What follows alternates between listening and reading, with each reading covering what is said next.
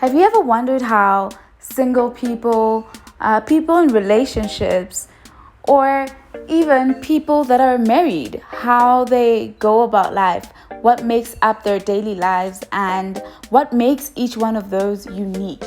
Well, this is the show that will give you a bit more insight on each one of those, and this is the Love Corner.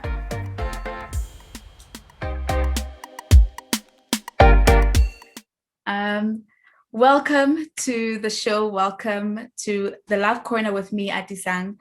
And today we've got Kgalalelo and Emang. Hi, guys. Hi. How are you guys today? Good. Yeah. Good. All right. Would you like to, before we get into the deeper stuff, would you like to introduce yourselves just so that people know who Kgalalelo is, who Emang is, and what you guys are all about? Okay, so I'm Kgalalelo Emang. I'm 23 years old. I'm sure about that. I sometimes get confused about my age. 23. Still a student studying biomedical sciences, and then part-time teach English tutor, and that's me. And yeah, I'm from Pretoria. Still live in Pretoria. Haven't left Pretoria. Like to leave Pretoria. That's me in a nutshell. Okay. Yeah, I am Emang Mulife. I am 26 years old born in Pretoria, but my parents are from KZN, so originally from KZN. I am a footballer and musician, and I've been out of Pretoria quite a bit. Up until recently, obviously COVID and everything, so I've been around for a while, so yeah. All right. That's cool. And you guys are here because you are a Christian couple, and I just felt the need to have certain conversations with you guys, just so that people do understand, and just so that we clear out all the misconceptions that people may have regarding Christianity and being in relationships, and any other thing that involves love. We are in February, which is known as the month of love. And I don't know if you guys celebrate Valentine's Day. If so, what did you guys get up to? You don't? No. Really? I don't know. I'm not a huge Valentine's person. I feel like I shouldn't only be waiting for my birthday and Valentine's Day to know that I'm ever gonna get roses and whatever flowers from my boyfriend. You know what I mean? So for me, Valentine's is not a huge thing. Okay. I mean, for me, I'm happy about that. Like, of course you will. So for guys, sometimes it's like, it's almost expected. Like with Valentine's Day, you have to step up. You have to, the biggest gift wins, the biggest gesture wins, and everything. So it's like it's always a sort of pressure on it to be like, hey, you must perform here. You must show that how much you love the person that you're with. But also Valentine's is so performative. Yeah, I'm also not about it. So. Yeah. All right. And how long have you guys been together? We've now been together for 2.5 years. Yeah. Okay. And add a few months on that, but yeah, 2.5 years. Okay. Are there any pressures, external pressures? Are there any external pressures for you guys to take the next step? External. No, I don't think externally. No. Not internal? Externally, it's quite chill. Yeah, I mean, yeah, like you want your relationship to progress and to not have an end result, but for dating to have a result. Yeah. So in dating, you want to move forward. You essentially want to get out of dating, and get married and be together, like live together. I think it's one of the toughest things is to get together. We spend time and then we have to say bye every single time we meet. For me, that's probably the internal pressure you're talking about. Oh, okay. That's what's it's pushing a gentle me. nudge. Nudge. Yeah. But not necessarily full on pressure. Okay. All right. And what are your views on Christian dating? Are there things that you wish you could change? Are there things, or you could even highlight the things that you love the most about Christian dating?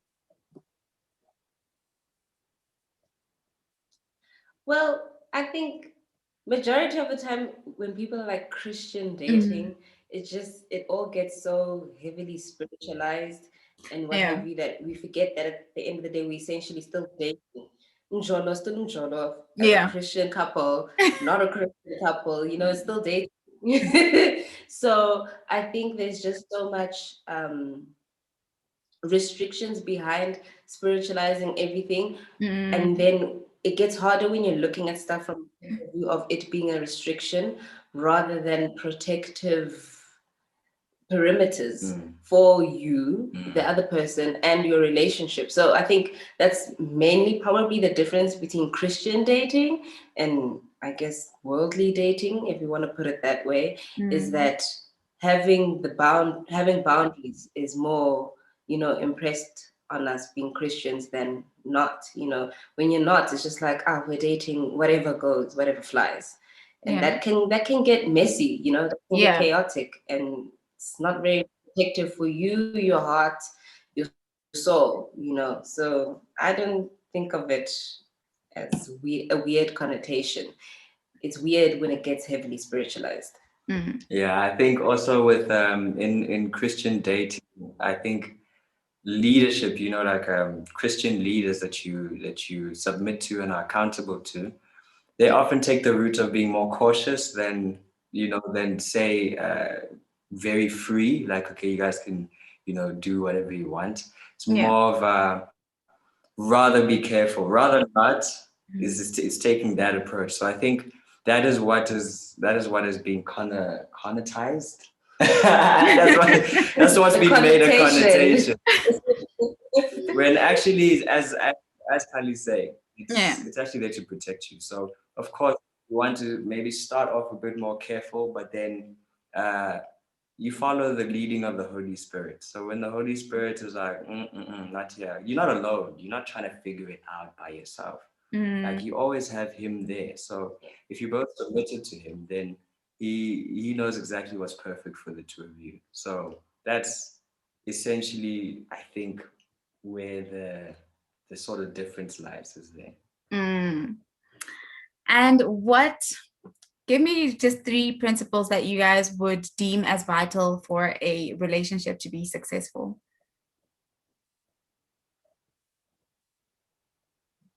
Any relationship? Christian relationship. Okay. You can take this. Okay, I think for me, 3 things are grace. I think that's very important.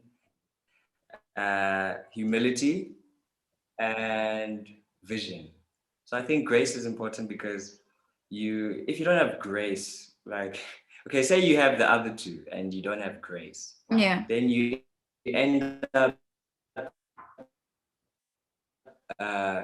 sort of so grace is treating someone as though they did nothing wrong, like treating them they're the best thing ever, without like actually punishing them for anything. So it's like, okay, maybe you don't deserve, but so maybe we're gonna go out on a date today, but we had a fight this morning.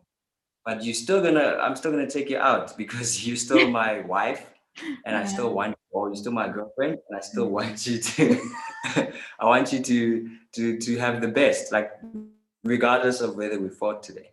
But if you don't have humility and you have the other 2, then you end up with a sort of tolerance. You end up tolerating your partner.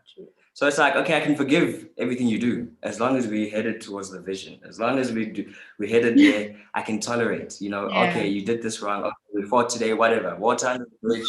But the problem is, you end up living 30, 40 years together, just just being like, okay, fine, just like tolerating. So it's not quite as fun.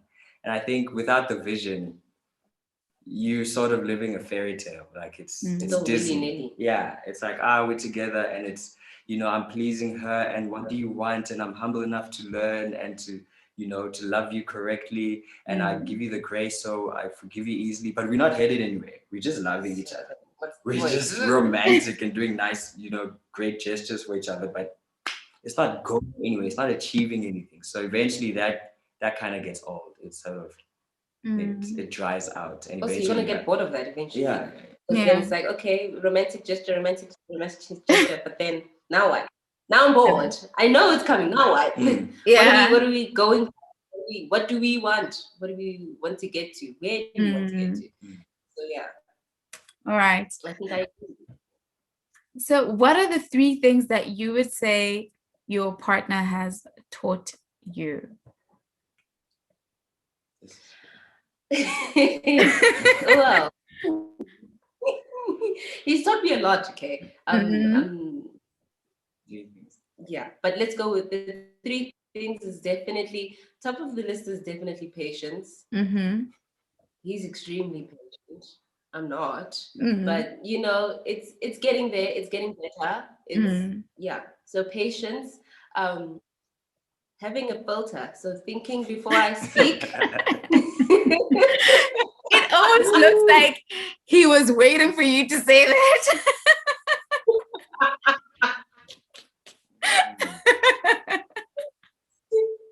Because I can be a loose cannon, man. The words just come out my mouth, and I haven't really thought about how it might affect whoever I'm speaking to or the person next to me.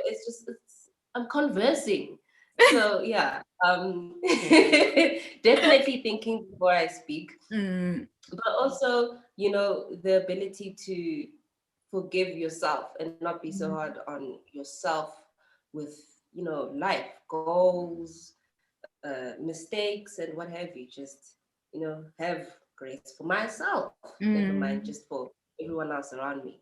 I think a lot of people can relate that, when it comes to yourself, we're definitely harder on ourselves than we'd ever be, even our closest friend or a stranger. So, which doesn't make sense. It doesn't.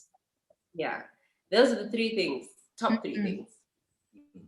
And for me, yes, I think what Khali's taught me most is the 3 things. Is one of them, probably the highest one, is faith.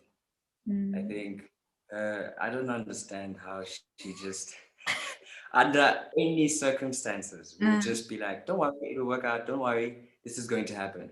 And you're like, wait, do you understand that in life, 1, 2, 3, 4, if this, you see this, and she's like, no. Like the one time my sister was gonna miss a flight, so we went to the wrong airport, and it was me, Khali, and my sister. We went to the wrong airport, and like we had to go from Lanseria to OR Tambo. Now there's no direct; you have to use routes and whatever. So we were like, there's no way we're gonna catch that flight. So I was like, Dimple, I can't believe you didn't. How did you not clarify before? But then Khali's like, no, let's go. Like the flights are still there. It's gonna wait for you. And like in life, there's no way. If you're late for a flight, it's gone. It's gone. It's gone. You maybe if it's delayed, but that doesn't generally happen. And it was still there when we got there. It was still there when we got there. I was chilled. I was like, we were don't worry. We were like 20 minutes late. 20. Yeah, there's no way. You guys could have literally just watched it depart and you take off. Like plane watching, you could have just gone to the store. Yeah, that's the biggest thing, because she does it in everything. Like any impossible situation is like possible. Another thing as well is to just take life a bit not as serious, to be more lighthearted, to have fun. I think that's an important thing. I think she just has fun. She sees the fun side of everything. So she's always laughing. And as she says, like, she just, whatever comes to mind, she just says. So she's just rocking with life in the moment. But I'm like thinking and processing. And I'm like trying to be 5 steps ahead, where she's like, no, just enjoy this step. So that's another thing. And I think the third thing would be to, what's the third thing? I don't have the third thing. I don't know. Then that's where your list ends then. My list ends there. That's okay. Number one is 2 spots, honestly. That's okay. It baffles my mind. Describe your partner in one word.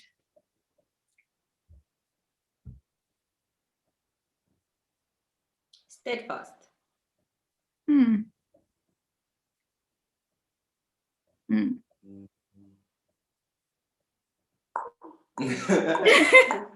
word. One. Just one. I think, how do you say it? How do you say like believing, like someone who optimistic. Good word. Good word. I like that word. Oh no. All right. I don't know. I think I'm losing you guys. Oh, there we go. This connection. Can you guys see me clearly? Yes. All right. Okay. Let's continue. You know, we always say first impressions last. Yeah. Take us through your first encounter and the first impression that your partner left. It doesn't look good. It doesn't look good, but okay.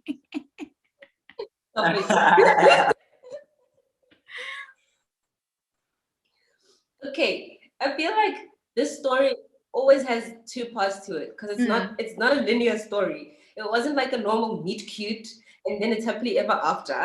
Okay. It has 2 parts to it. All so right. Part 1, right, of the book. We actually met at a bride, one of the brides his sister was hosting. And usual to myself, when it comes to social settings, I was 500 hours late. So yeah, got there, and then she's introducing me to the people that I don't know. And she's like, yeah, oh man, this is my brother. And I was like, you don't have a brother? And she's like, no, I definitely have a brother. And I was like, okay, cool, great. But at that time, I was very adamant at that time that God, it's me and you, I'm done with men. I'm done with niggas for like the next, like forever. So it was just like, okay, I met him, cool. And then because I was in that frame of mind, I didn't like see him, if that makes sense. So cool.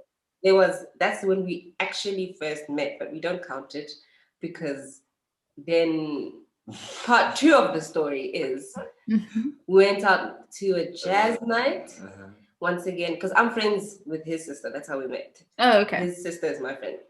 Invited her to the jazz night. She was like, can my brother come along? I was like, who's your brother again? Can't really remember him. But sure, he can come along. Why not? The more the merrier. Yeah. Cool. And then when they got here, wow, tall, dark, handsome, high. So yeah, my first impression was just that this giant is great. I love it. And that's it. Basically, for me, same thing, like in terms of like what happened. But from my side, that bride that my sister organized was, she came late and she came with her friend, and I was there already with people I knew, and I guess we had mutual friends. But I had recently, I liked a girl, a different girl, and I confessed my feelings to her and got rejected. Okay, cool. Like, that's fine. That's no.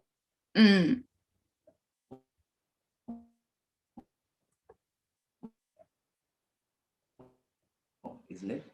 So I was like, I was just there to have fun. So I was just there and it was cool. Then I went overseas and then came back, And that's where, when I came back, my sister was also still organizing these things, and Khali was also, she organized this jazz night to go out and to see this band. And when we went, we were supposed to meet at her house here. So I came over, obviously. And then that's when she opened the door, and I guess I'm this tall character that she's talking about. But I saw this like little firecracker, like this little firework, smiling, and just like, because she's got these double doors in the house, and she's like tiny. So she opens it up, and she's like, hello, like come in. And she's hugging everyone. And then like I hug her, and I'm like, oh, she smells nice. And then walk into her house, and it's like, boom. And she's like, it was just the presentation of it all, where she was, her smile and like her, her loudness came through in her facial expressions and everything. She can't hide anything.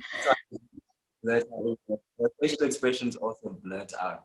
So when I saw, I was like, oh, like, this little big person is in front of me. So yeah, from there it was just, that was the first impression. From there, it's just like a thread. Like, wow. All right. And what would you tell single Christians that are looking to get into relationships at some point in their lives? You have a lot to say about that. A lot. I think, well, because I think this is the part that I think has given me the tools to be a good boyfriend or a good husband, I believe. So the 3 values I was talking about earlier, I learned that in the relationship. But to get to that point, or to get to the point where I'm learning that, where I'm actually, as student, I'm learning, is when I was single. So when I was single, the Lord made it quite clear, like, hey, don't get involved with girls. Don't date, don't hook up, don't, if you really want a good marriage, and you really want to have someone where you can be the best for them, then you've got to work on yourself. So I think what I'd say to all Christian singles out there is to enjoy being single. Like, enjoy it. When you're in a relationship, you're no longer single. It's different. So there are pros and cons. There are great things and there are not so great things in both. Right. So enjoy being single. Like, that's time to, yes, prepare for when you do get into a relationship, but it's also time to spend time with yourself, to enjoy, to get to know yourself. You must almost date yourself. Yeah. So that you know what you love about you, what you like about you, so that you fall in love, in a sense, with yourself. And then from there, obviously, there's no way you're spending time with the Lord and you're not falling in love with Him and yourself. It's not possible. Because He created, all He talks about is you and how great you are, and look at this and look at that, and puts you in different situations where you stand out. So when you're single, that's the time to do that. And so when you know yourself, when you love yourself, you can date yourself, then you can be with someone else, because then you can also direct them as to, you also know what you want, 100%. but you can direct them as well in the relationship to be like, no, I am loved this way. Yeah. This is how to love me. And then you also come, so when you know that, there's no need to figure out that in the relationship. So when you get into a relationship, your sole focus is, what are you about? What do you love? What makes you tick? What are the things that you're interested in? Where do you want to see yourself in future? You're concerned about that only, because it's very easy for me to tell Khali, no, I don't like this. No, I like this. Or if you do that. And if I didn't know myself, it also would have been easy for me to mold to what he likes. But then you're gonna find yourself unhappy with the person you are, because you're just like, that's not being true to myself. I don't like that. Yeah. So I think that I agree with basically everything you said, because knowing yourself also just breeds a rather easier journey of getting to know each other in a relationship. You can navigate a lot easier. It's like having a map that already has multiple routes on it, rather than an empty map. Right. Okay. As we approach the end, what are the 3 things you would say have kept you guys together?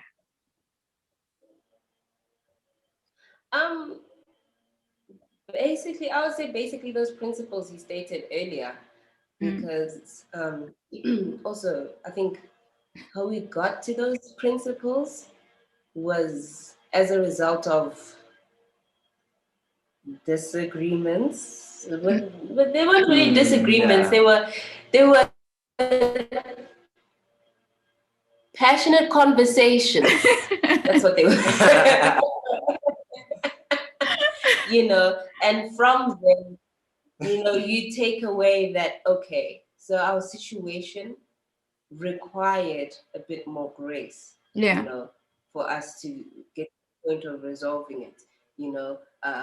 This situation, okay, now we know there's grace that's needed, but now I'm missing something because we're still not on the same page here. So, okay, let's bring some humility into it. But humility also happened, I think, for both of us once we got home and the conversation was over. And it's like you just have that feeling, man, where the Holy Spirit just, you are wrong, eh? You are wrong. And you should not you are wrong. So definitely the humility part. And vision. But I think we're both people that in and of ourselves had vision for what we want in our lives, like our own vision for our own lives. So when we got together, it also wasn't just I feel you, you feel me, I think you're hard, he thinks I'm hard, and that's that. It was definitely from the beginning we've had okay, what are we doing and why? And when we get there, why? Yeah. So the intent is clear. Yeah, and not to say that it holds us prisoner to it. We're not prisoner to that vision, but for us, it keeps each of us interested. I want to say, yeah. If I don't have a reason for doing something, trust me, I won't do it. No. Yeah, it doesn't make sense why you do it. Yeah. No, I'd rather sit and read and eat cheesecake or something the whole day, every day. I need a reason to do stuff. So give me a reason to love you. I mean, kind of, not really. It's sort of it was like a tennis game, actually. It's like it started with me because I needed grace. I needed more grace because between the two of us, because it was just I was just not understanding her, and I was like, why don't you this is something you should know, or this is fundamental, come on. And then I needed that grace. And then I think then it was okay, I sort of hit the ball back, and now it was her, I guess, that needed a bit more humility than me, because she was starting to notice, the differences and things, and being like, okay, but how is that going to now work with us if we have these differences? And I was like, well, I guess you need humility. I don't know. That's where the Holy Spirit was like, hey, even to me, was like, even you can be right, but that's not the point. Yeah. The point isn't to be right. Yeah. Yeah. The point is to love the other person. So I guess she needed a bit more humility in terms of seeing things as working for our benefit instead of working against us. Like if we're a team, then anything that comes to us, we tackle together, instead of it being like, okay, I see it this way, you see it that way. Why don't we do it my way? Yeah. Whose way must we do? No, we're a team. So if we do it her way, it becomes my way. I can claim it as my own. And if I do something, she can claim it as her own. It's the same when you get married, you share everything. So obviously you can claim it as your own. And I think the fun and the vision bit, I needed a bit more fun. She needed a bit more vision. And so those things that we had. Not vision. No. I didn't need a bit more vision. I needed a bit more focus on the vision. Okay. I needed more focus on the vision. I needed more fun. Okay. So those things we both are I'm not really good at. So Okay. the things where I was like, yo, she like, it's simple. And the things where for me are simple, she's like, so we cover each other's backs in a way, and we're able to work. Yeah. All right. And lastly, is there anything that you would like, there are a lot of misconceptions regarding Christian dating. And I don't know if there's anything that you would like to clear out with people, or just for people to know. Is there anything regarding Christian relationships? I mean, my biggest thing is the thing I spoke about earlier about Christians over spiritualizing dating specifically. Yeah. But other than that, maybe it's just the churches we go to, or I don't know. But there's a whole thing of when you're dating, you need to tell your leaders or your pastor absolutely everything. And if your pastor says every week, if advancement, every move you're thinking of making, your pastor knows before your significant other, what have you. And don't get me wrong, it's very important to have leadership, and somebody you do, submit under, and godly counsel who you listen to and all that. But at the end of the day, if you're going to date someone, you're dating that person. The relationship is between the two of you, not the two of you and your leaders. So whatever decisions you make kind of need to be made by the two of you, and then you can think about it and then submit it to like your leader and be like, this is what we're thinking, what we have discussed, what have you. Is this a sound thing to do? As someone I look up to like that in terms of staying within. So like sustainability. Yeah. It must be self-sustaining. Yes. But you still need input. Yes. Okay. Your relationship is not going to be held by your partner. Yeah. That makes a lot of sense. I don't know if you guys have any question, if there's anything you'd like to add, as we have reached the end of this chat. No. Nothing. I don't have any questions. Yeah, I think we've said quite a bit. Yeah, it was quite a bit, but very insightful. And thank you so much for joining me today.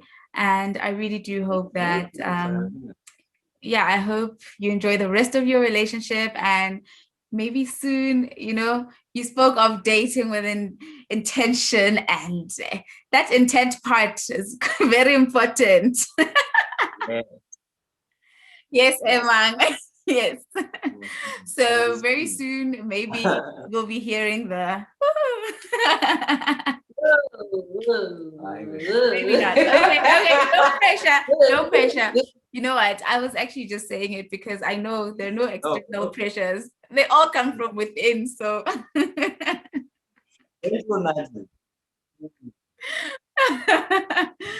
right. No, thank you guys. It was an absolute pleasure having you on here. And I really do hope that you enjoy the rest of your day. Thanks for joining me. Thank you. Bye. Bye.